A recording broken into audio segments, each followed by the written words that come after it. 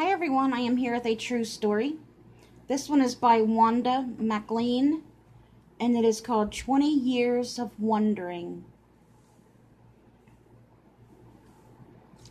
It was 8 o'clock in the evening in Budapest, Hungary, in the fall of 1994.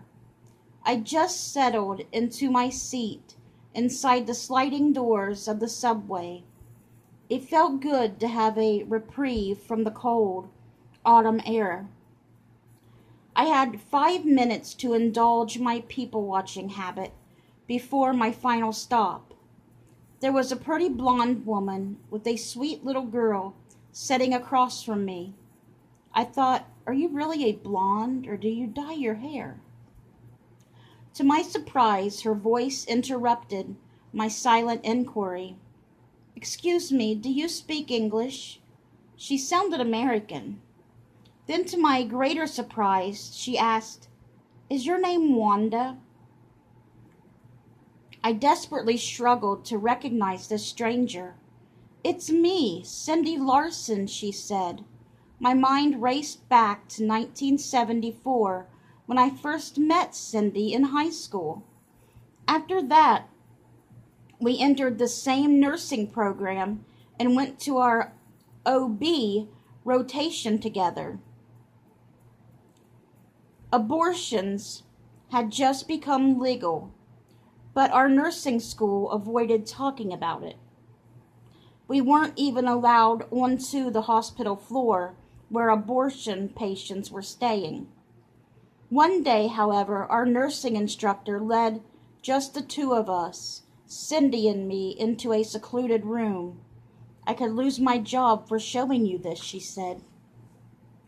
Cindy and I found ourselves standing above a sterile stainless steel counter.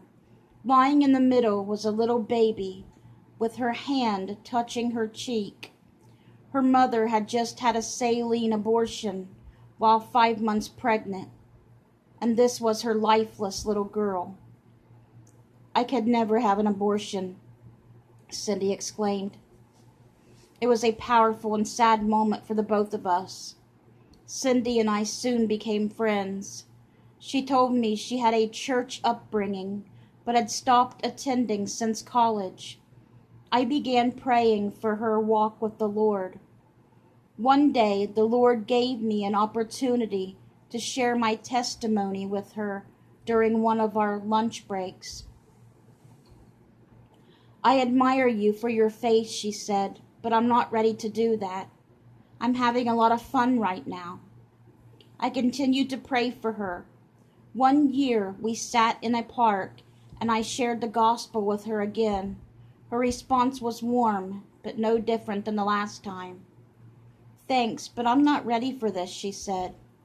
Now, 20 years later, in a city of 2.2 million people, we found ourselves ascending a steep elevator from the subway to bustling Budapest's Moscow Square.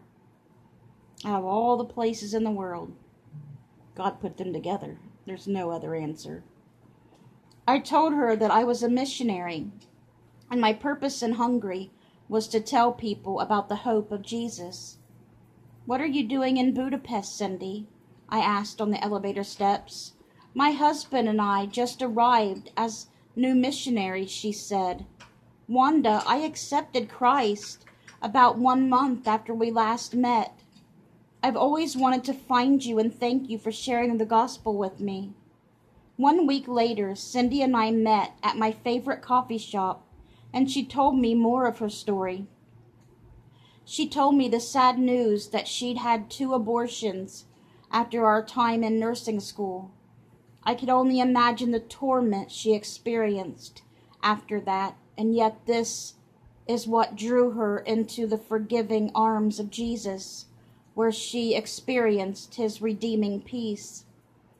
God let me see the answer to prayer for Cindy's salvation 20 years after the fact, and 9,000 miles away from where it all began. But truly, this change didn't start with my encounter with Cindy in nursing school, but years before, when she was skillfully wrought in her mother's womb. Because you formed my inward parts, you knitted me together in my mother's womb. I praise you, for I am fearfully and wonderfully made. Wonderful are your works, my soul knows it very well. Psalm 139, 13, 14. Good night, everyone.